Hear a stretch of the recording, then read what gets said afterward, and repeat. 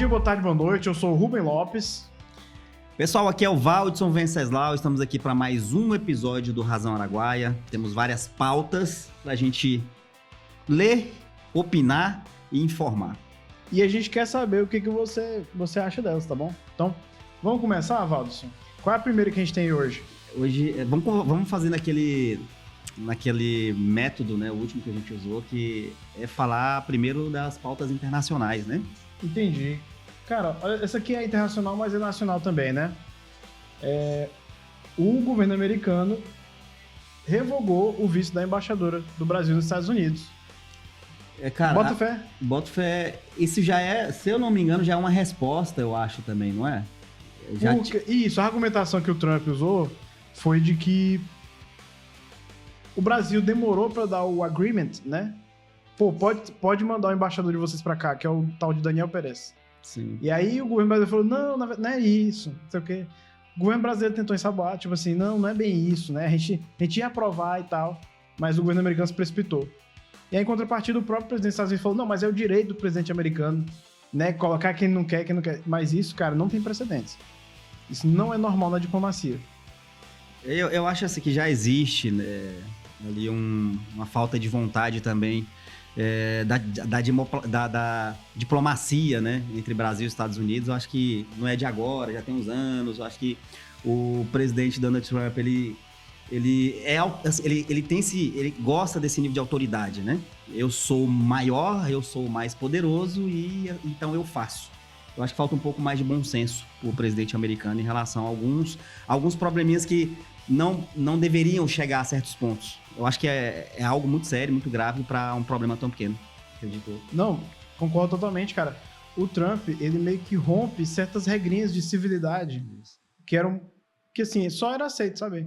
Não, a gente tem aqui uma institucionalidade que a gente respeita, né? O nosso país tem comércio, tem imigrantes nossos aí, tem imigrantes de vocês aqui. O Brasil, até um tempo desse, se eu não me engano, o americano podia entrar aqui sem visto, né? Sem ter que passar por um visto. O brasileiro, em contrapartida, não pode, né? Meio assimétrica essa relação. Mas sempre existiu um bom trato, sabe?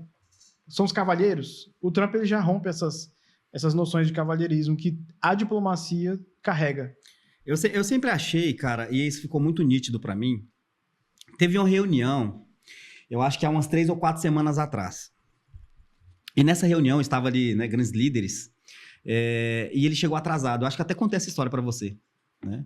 Ele chegou atrasado, e naquela situação, né, a resposta dele, né, o pedido de desculpa dele foi mais ou menos assim: vocês tiveram que esperar porque eu sou o presidente dos Estados Unidos. E o que eu penso sobre esse tipo de atitude? Sim, ele é o presidente dos Estados Unidos, talvez ele seja a pessoa mais poderosa hoje, né, mundial. Do mundo, né? Mas imagina você, Rubens, você ter uma empresa onde você tem vários funcionários, você tem uma hierarquia sobre aquelas pessoas, você marca com aquelas pessoas, pessoal, amanhã, imagina só, vamos fazer um paralelo aqui. Amanhã eu preciso de todos vocês às 8 horas da manhã para a gente nos reunir, vamos conversar. Começar os trabalhos. Exatamente. Aí eu, como dono da empresa, né, o CEO ali, ou sei lá, um executivo maior daquela empresa, eu marco essa reunião.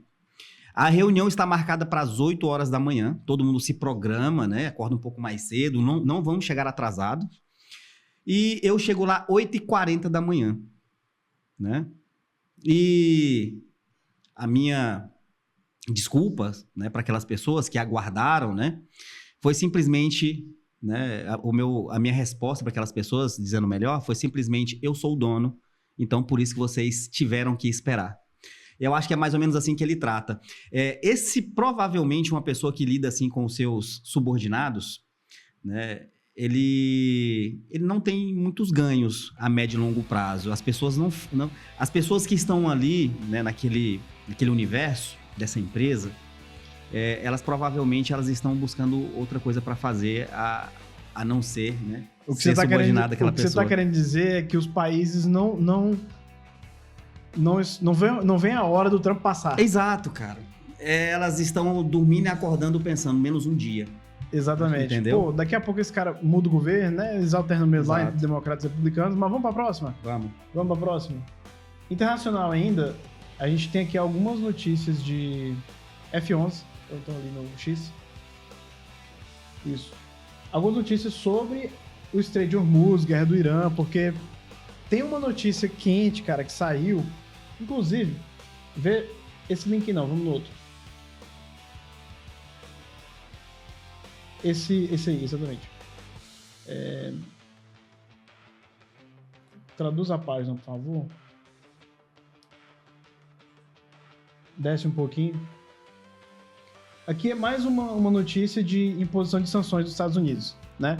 Os Estados Unidos já está aí há mais ou menos 2 meses desde que ele começou essa guerra lá no Irã, impondo mais e mais sanções contra o Irã. Só que a última é que o Irã falou assim, olha, quer saber de uma coisa? Eu vou impor até 7% de tarifa sobre quem passa pelo Estreito de Hormuz. Aí, eu queria mostrar para vocês, a gente tem um mapa do Estreito de Hormuz na outra aba, rapidinho. Olha só, essa costa de cima é o Irã, né? Essa parte de cima aqui é o Irã. E essa pontinha aqui é um pedaço de Omã. Então o estreito são cargas, né, de petróleo que geralmente saem daqui da Arábia Saudita, dos Emirados Árabes, e passam por aqui. Deixa eu te fazer uma pergunta aí interessante. Esse estreito aqui, ela nunca foi taxada. É isso. Então todo mundo passa aqui livremente hoje. Certo? Todo mundo passa livremente e ninguém paga taxa nenhuma. A câmera. Pro Valdes que ele tá falando. Isso. Tá, vamos lá. Vou refazer essa pergunta de novo. Então esse estreito aqui hoje ele é livre, né? O Irã não cobra nada de ninguém. Pré-guerra do Irã, Sim. Estados Unidos e Irã, esse fluxo aí era normal. Normal. Né? E por que agora eles tiveram um estalo de, podemos cobrar? O que aconteceu aí que antes... Inclusive, eu acho que era mais propício antes acontecer do que agora. Porque todas as lideranças, né? Exatamente. Não foram... Cara, o que tá acontecendo agora é o seguinte. O Irã tá sob muita pressão. O Irã é um país que vem sendo pressionado há muitos anos. E aqui eu não tô defendendo, tô só descrevendo um fato. O Irã tá sob sanções, muitas sanções por causa do programa nuclear deles, já há alguns anos. E, por último agora, como o Trump foi para cima, com a guerra que já está impondo muitos custos para o próprio Estados Unidos no processo, eles ativaram uma carta que sempre tiveram na manga, sabe? Eles sempre ameaçaram, nós vamos fechar o Estreito de Hormuz. Nós vamos fechar o Estreito de Hormuz, não mexe com a gente não. Sim. Porque isso aqui atrapalha o comércio internacional, né? Se eles fecham, para de sair petróleo pro mundo e o petróleo é um troço inflacionário. Afeta todo o planeta, né? Não é só quem tá vendendo petróleo aqui, né? Os países árabes estão vendendo petróleo. Afeta os Estados Unidos, afeta o Brasil. É efeito cascata, né? Isso, a gasolina que sobe. Sim. Vai subir, sabe? Mesmo pra você aqui que anda de moto. E qual que é a taxa que vai ser cobrada aqui? Pois é, aí agora, só contextualizando. Agora que eles passaram a poder fechar, eles pensaram, meu amigo, se eu posso fechar o trânsito, será que eu não posso cobrar alguma coisa? Ainda mais eu que tô precisando de dinheiro, um país sancionado e tal. E aí os oficiais iranianos estão falando de entre 5% e 7%. E isso geraria o quê? Cara, assim, eu vi uma projeção ontem de um analista, inclusive tem alguns links aqui de notícias, que isso pode chegar a mais de 100 bilhões anuais de dólares de arrecadação para o Estado iraniano. Isso, então, é uma oportunidade do desenvolvimento para o país, ou não? Um país do tamanho do Irã, com as necessidades que o Irã tem, uma população jovem, ambiciosa, muito educada, secularizada em parte, seria uma conclusão óbvia, né? Sim. Como tem outros países da região que fazem esse investimento. Só um paralelo, pra você entender, Dubai, os Estados Árabes Unidos, né? O Catar, todos eles fazem investimentos. Investimentos que não é focado no que eu vou te falar agora do Irã. Eles pensam em outras áreas do país, né? Da economia e tal. O Irã não, cara. O Irã, ele afunila, ele direciona todo esse recurso que eles vêm tendo ao longo dos anos para milícias no exterior, no Oriente Médio. É o Hamas, ali na Palestina, é o Hezbollah do Líbano, tudo em guerra contra Israel. E aqui você não precisa defender Israel para reconhecer que o Irã financia essas milícias na fronteira com Israel. Aqui, nesse lado aqui, inclusive, no país que fica do lado de Oman, que eu tô me esquecendo o nome agora. Emirados. Não, tem um paísinho bem aqui que eu esqueci o nome agora. Fica do lado de Oman, nessa mesma península aqui desse lado de baixo. Tem os Houthis, que ajudam eles a fechar o estreito. Então, o Irã vai investir em terrorismo, pra resumir. Não vai... Então, se o Irã conseguir fazer valer essa tarifa de até 7% em cima do comércio que passa ali pro estreito, saindo da Península Árabe aqui, nesse estreito, que é muito petróleo, pra resumir, tá? É petróleo que sai daí direto. Eles vão ter um caixa que eles nunca tiveram, sabe?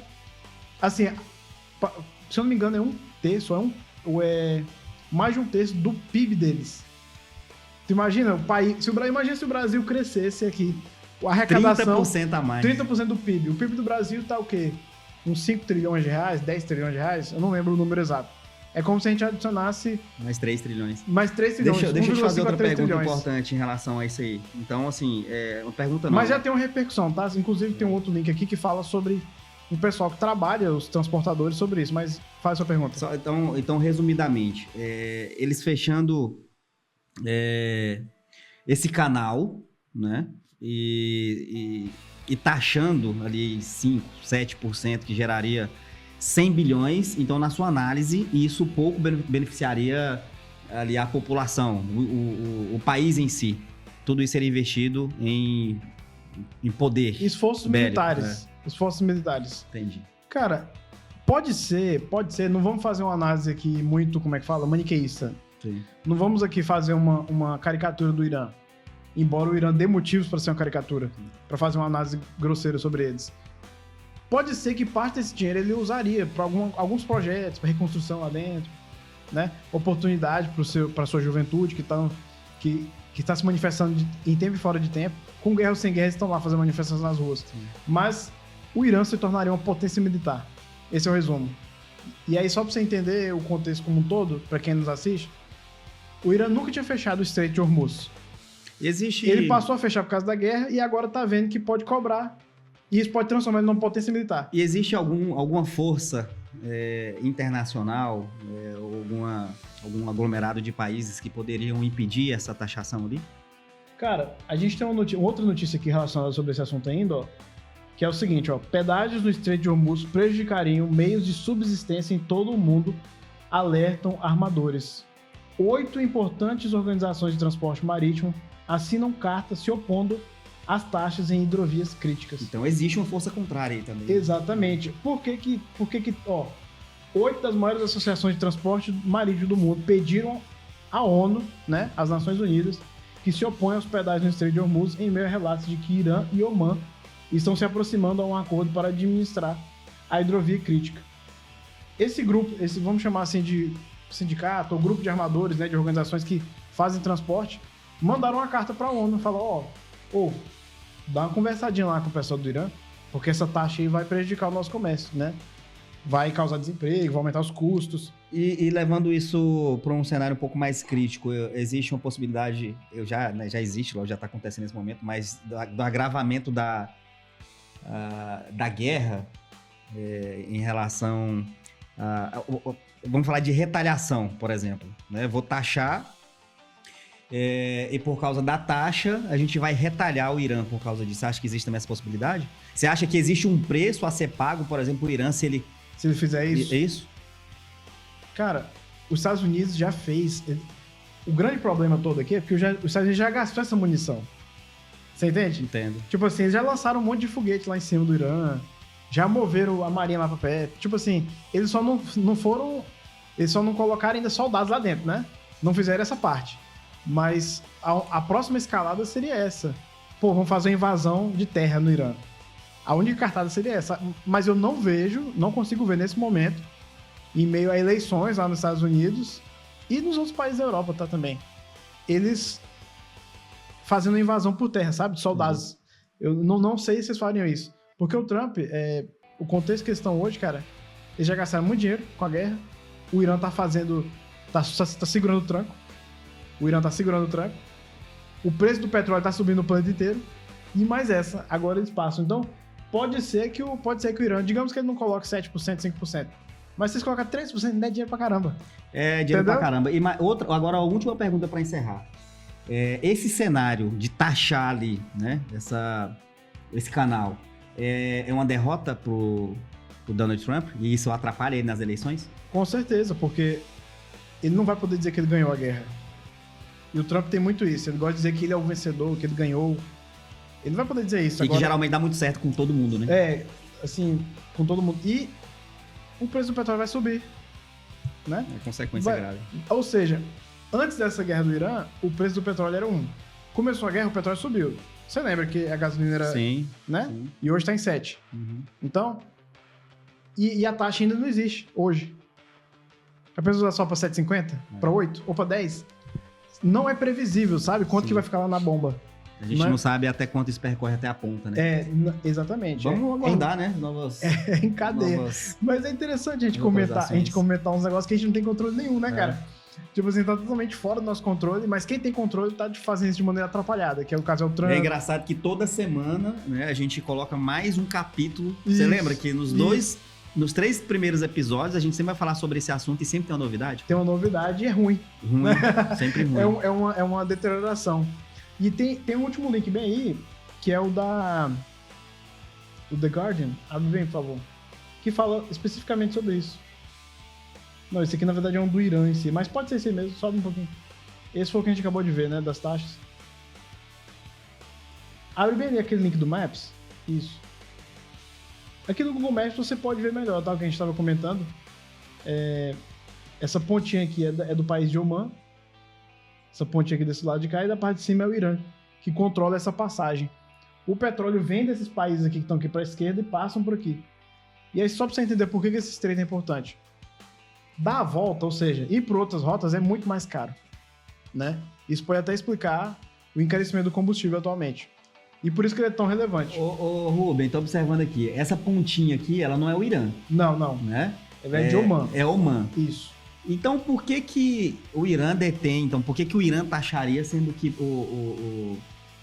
a gente poderia transportar, por exemplo, aqui mais pela costa de Oman? Não, mas é porque tá em alcance de míssil. Entendeu? Entendi. Tipo assim, você pensar, mas do lado de cá, pô, ele pode atirar muito míssil de lá pra cá. Não tá longe. Porque senão se fosse aqui pra baixo, talvez, mais embaixo, uma distância maior, né? Mas aqui tá muito perto da costa deles, por mais que seja do lado de cá. E tanto o Irã quanto o Oman estão interessados, entendeu? O Oman também tem interesse, né? Oman tá interessado nessa receita aí. A gente tava conversando um pouco antes, você falou pra mim também que existe uma milícia, né? Tem uma milícia chamada Houthis, financiadas pelo Irã, assim como o Hezbollah, assim como o Hamas. Entendi. Mas é isso nessa pauta, né? Vamos pra próxima? Vamos, beleza. E aí você quer falar aí do Congresso? Vamos falar. Do Partido Missão? Pessoal, no sábado, dia 1º, eu fui em São Paulo, fui participar do primeiro congresso do Partido Missão. Assim, eu não sei se vocês têm dimensão, né, do que está acontecendo no mundo da política, mas existe hoje um partido. Esse partido fez um congresso, um partido novo, que foi criado no final do ano passado, né, que já vai participar agora das eleições desse ano. E nesse congresso, Rubem, tinha filas quilométricas, na qual a gente talvez nunca tenha visto no país, tá? Pessoas pagando entre 80 a quase 7, 8 mil reais para participar de um congresso político. E esse congresso político, né, para falar sobre o plano de governo do presidenciável Renan Santos, basicamente em função de financiar essa candidatura. Eu não sei se há precedente, mas acredito que não.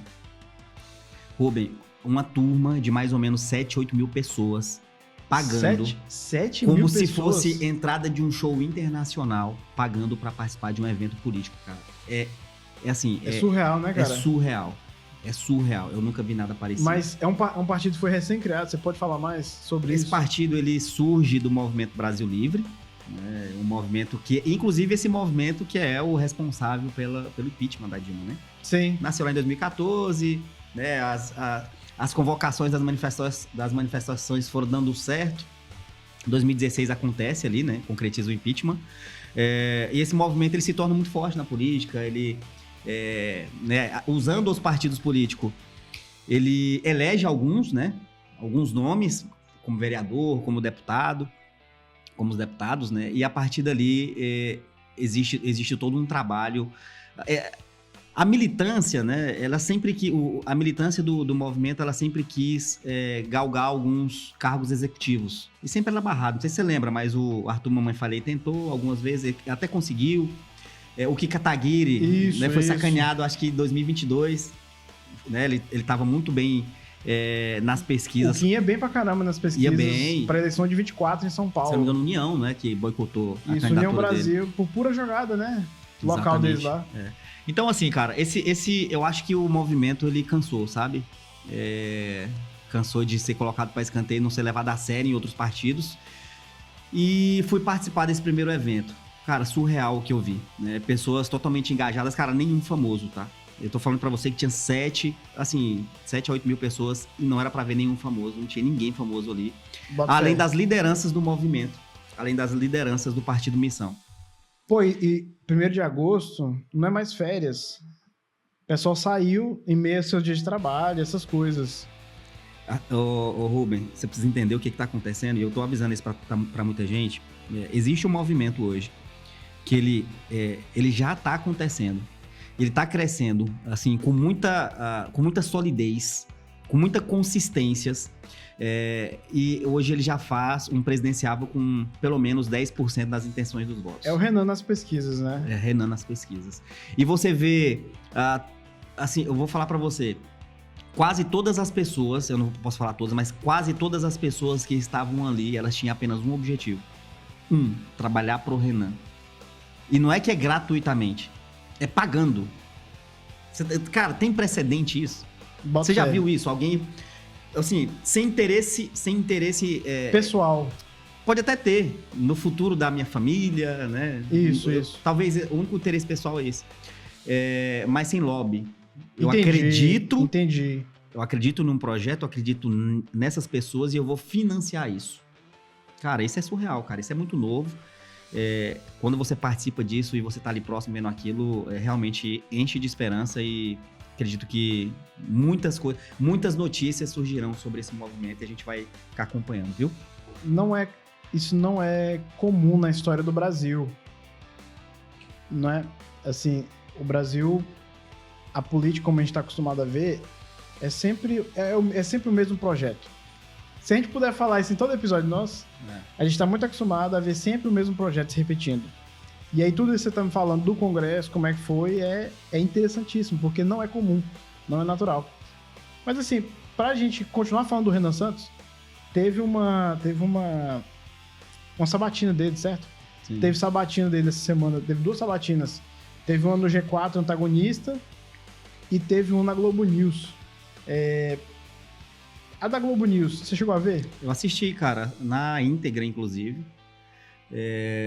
Bem, assim, bem difícil, né, para o entrevistado ali, as meninas, cara, vou falar eu não tinha visto ainda o nível de agressividade de entrevista igual aquelas meninas fizeram com o Renan Santos. Exemplo, por que você acha que elas foram tão agressivas com ele? As perguntas, elas tinham intencionalmente, assim...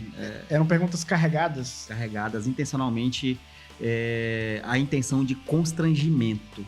E que você, né, instantaneamente tem que pensar muito rápido, em milésimo de segundo, para dar uma boa resposta. E antes de você tentar contextualizar a tua resposta, já chegava uma nova pergunta sobre aquela resposta que você ainda nem tinha concluído. E isso foi basicamente o debate inteiro. Debate, né? Quase virou um debate, mas assim, né? A sabatina inteira, cara. Sim. Só que o Renan Santos, dá pra perceber que ele é muito preparado, cara. Assim, pouquíssimas... Se a gente fosse colocar um placar ali... mas não é um debate. Como tem placar? Cara, foi quase um debate, né? Eu acho que eu colocaria ali uma vitória do Renan Santos em relação a elas, mas elas foram muito, muito feras, viu? Assim... Valderson, não tem uma notícia aí de que o Flávio declarou apoio para senador do Tocantins? Quem são os candidatos que ele tá apoiando? São 2, né? E aí depois a gente vai destrinchar aqui agora. O primeiro, Eduardo Gomes. Acho que zero surpresa aí. Zero surpresa. Tudo certo, já foi líder do governo Bolsonaro e tal. Ele tá com todo mundo, pra falar a verdade, né? O fisiológico, né? Agora, cara, o outro eu acho que é um pouco contraditório. Você acha? Quem é o outro? Se eu falar isso, você consegue chutar alguém? É um candidato do PT? Contraditório em relação... É um candidato Ele já foi o candidato da coligação com o PT para governador no Tocantins. Sim. Ah, é o Luxemburgo? Do Podemos? Não, lá em 2010, cara. O Gaguinho, É o Gaguinho, cara. O Gaguinho é o candidato, ó. O candidato do Flávio. Pessoal, Flávio Bolsonaro de direita, tá? Escolheu o Gaguinho, que lá em 2010 foi candidato com coligação com o PT. Foi candidato a governador, foi palanque do PT para governador. Flávio Bolsonaro escolhe ele como seu candidato pro Senado. O cara que quer lutar contra o sistema escolheu Carlos Gaguinho para ser seu senador. Rubem, passa a bola para você. Você acha que a gente tem alguma chance de fazer algo contra o STF, o Supremo, quando a gente pensa nesses caras como nossos senadores? Você já sabe a resposta, né? Você jogou essa pra mim sabendo que eu dou uma risada. Cara, é aquela velha história. Se o cara tem problema com a polícia, velho, você vai pôr ele no Senado? Você tem coragem de fazer um negócio desse em sã consciência? Se o cara tem problema com a polícia e você coloca ele no Senado, a primeira coisa que ele vai fazer é se consultar com os ministros do STF. Pô, como é que a gente faz aí? Você me protege? Você me protege que eu te protejo lá dentro do Senado. E continua esse problema de sempre que a gente tá acostumado a ver no Tocantins. E aí, Valderson, é impressionante, para não dizer decepcionante, ver um cara que lidera a direita hoje no Brasil, que é o Flávio, é do sobrenome do pai, via PL, declarar apoio para gente do centrão regional do Tocantins, para não entrar em muito detalhe, sabe? A gente, em outros episódios, a gente falou, né, sobre os candidatos, posso falar assim agora, né? Os candidatos para o Senado no Tocantins. A gente falava também que talvez essa seria, né, uma das principais, né, um dos principais cargos a ser eleitos agora nesse ano de 2026. E a gente falava também pelo motivo, né? A gente tem hoje um Senado que é enfraquecido, né? Um Senado que as pessoas que estão ali, aqueles que foram eleitos pelo povo, né? Eles simplesmente não têm poder nenhum sobre os outros poderes que deveria ter, que é principal, que é o STF. E quando a gente percebe que a liderança de direita nacional, né, que seria talvez aquele que lutaria contra o sistema, ele nada mais é do que um jogo do sistema também, né? Assim, vamos ser bem claros em relação a isso. Gaguinho e Flávio Bolsonaro não estão muito distantes um do outro daquilo que os dois exercem ali dentro. Isso é fato, não tem como fugir disso. Se você perguntar, Valderson, se você perguntar para um bolsonarista hoje aqui no Tocantins, eu não acho que ele vai dizer que são a mesma coisa, não. Flávio e Gaguinho não são a mesma coisa, não. Quer ver? Vamos fazer esse teste depois. Você que é bolsonarista aí. Coloca a enquete aí. Você acha que Carlos Gaguinho e Flávio Bolsonaro são fisiologicamente do centrão?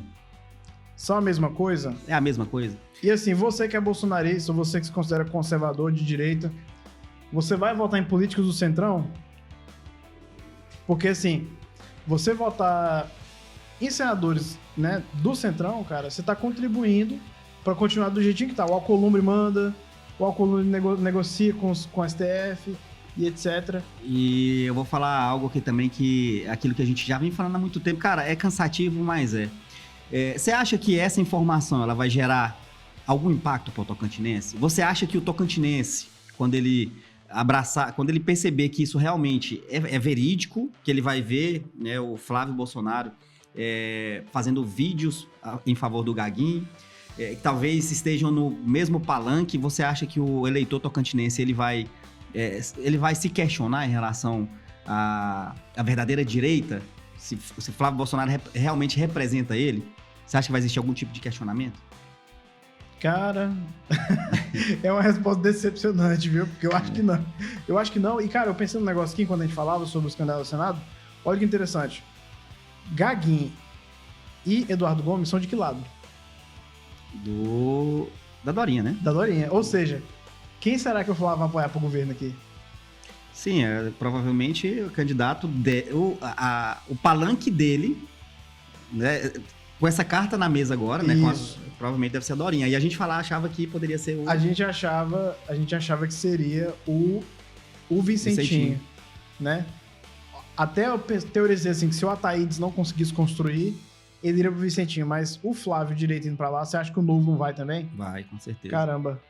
O puxadinho do E a gente Bolsonaro. não pode deixar de lembrar que a senadora Dorinha, assim, quase todas as votações dela foi com o governo Lula. Eu fiz um vídeo falando sobre isso, não sei se chegou a ver, mas 88% das votações dela lá no Senado foi junto com o Lula. 88%, cara.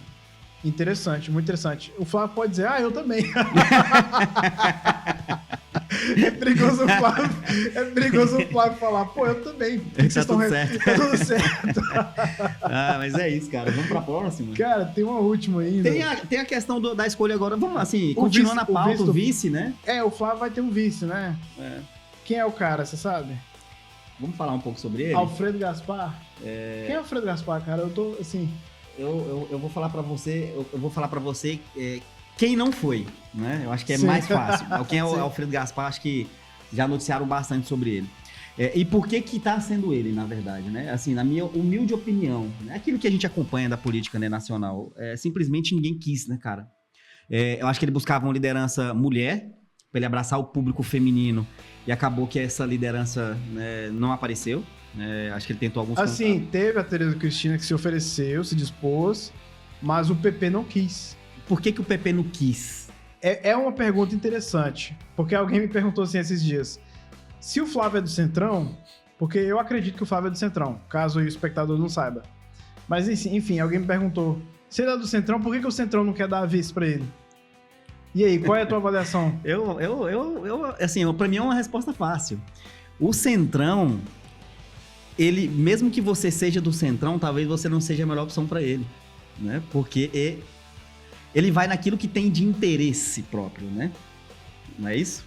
Isso, cara. O Centrão, assim, por definição, ele faz o que é melhor pra ele, pra reeleição dele, pros cofres do próprio partido. Exato. Esse, assim, tem melhores definições e tal, mas, via de regra, o Centrão é governo por quê? Porque o governo paga, né? Exatamente. O governo paga. E se a gente pensar, por exemplo, assim, na minha opinião, acho que você também concorda com essa opinião, o Flávio Bolsonaro... Ele tá colocado ali como candidato, mas, assim, acho que nem ele acredita nessa vitória dele. Ele acredita que não é pra ganhar, você Exato, fala. né? Quer ali manter o capital político, negociar, né? E a gente talvez ele tá tentando segurar o capital para os próximos anos, eu não sei. Mas não é uma candidatura para ganhar. Se fosse para ganhar, o PL teria negociado com outras figuras que era muito mais fácil de ser ganhado, inclusive o governador de São Paulo, né? Acho que... Sim, o Tarcísio, né? O Tarcísio, ou o Rogério Marinho, que é o gestor da campanha do Flávio hoje, Exato. Se não me engano. Ou a própria Michelle Bolsonaro. Eu não sei se a Michelle ganharia, mas eu acho que ela teria menos rejeição do que o Flávio. E essa eleição, ela vai ser determinada pela rejeição, né?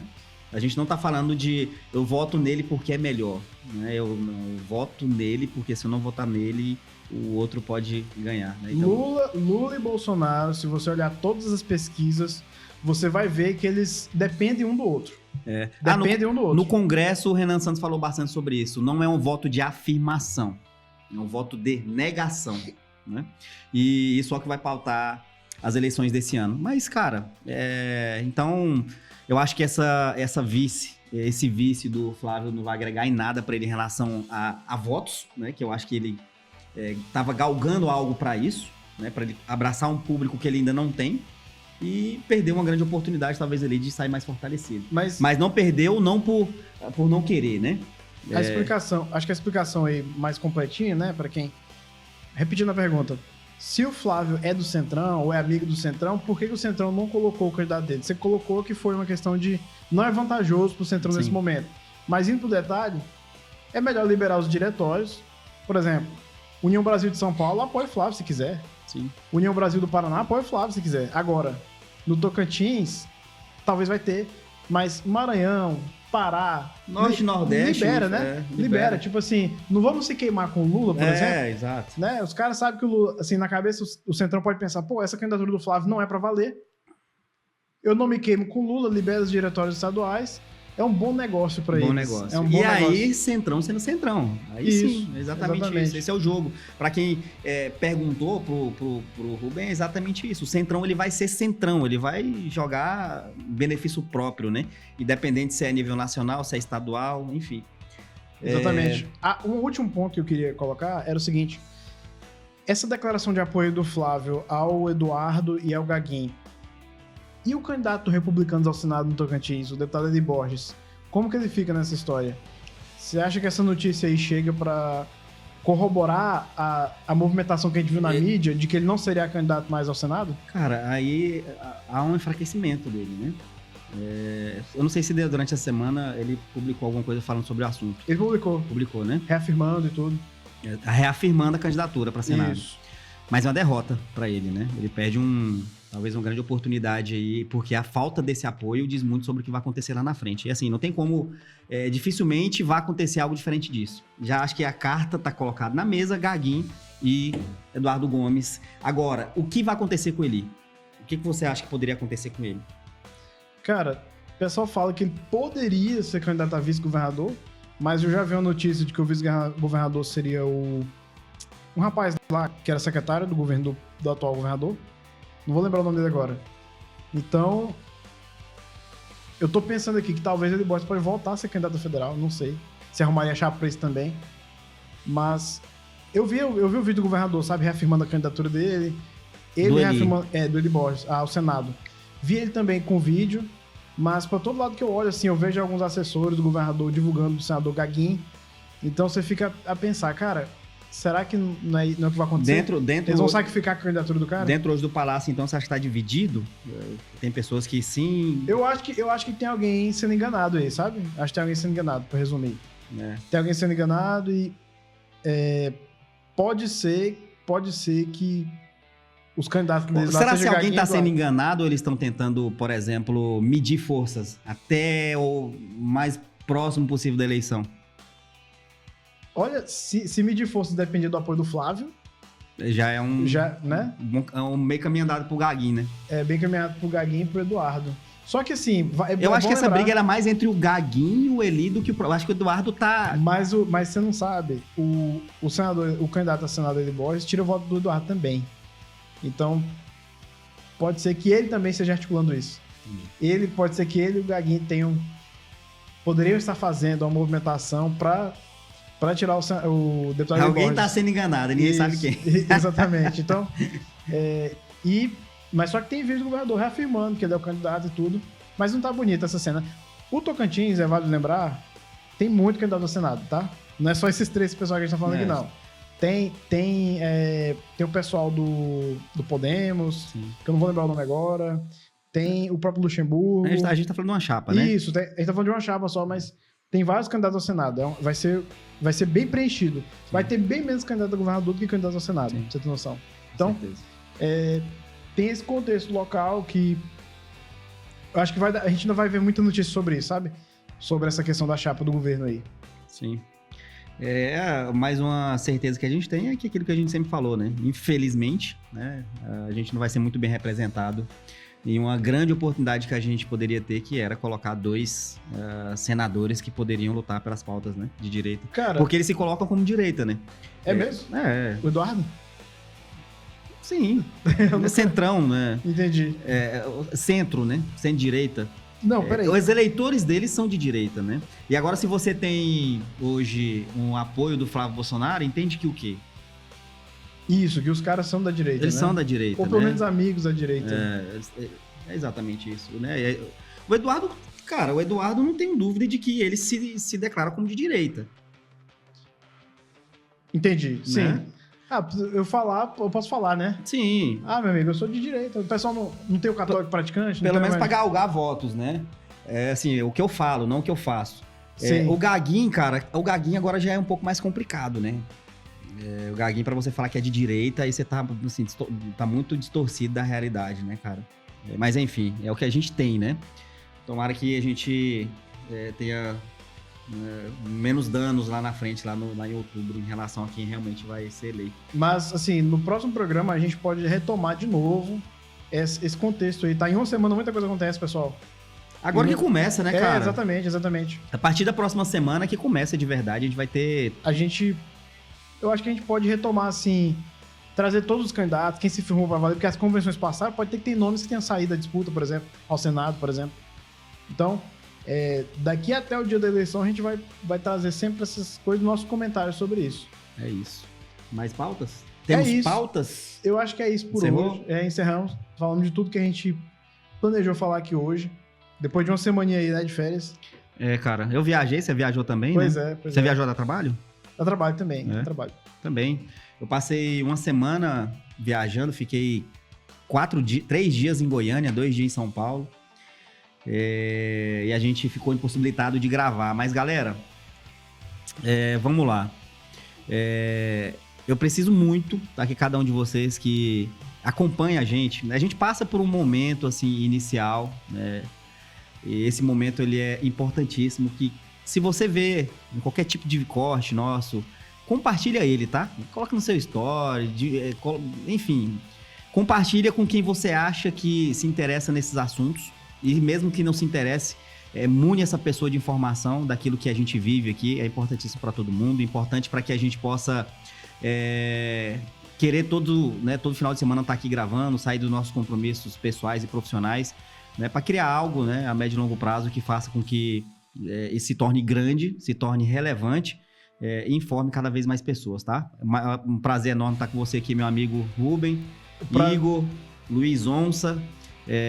O prazer é meu. Espero vocês mais uma vez aqui. Valderson da Massa. Estamos contando aí com você nesse projeto. Obrigado por você que assiste. Até a próxima.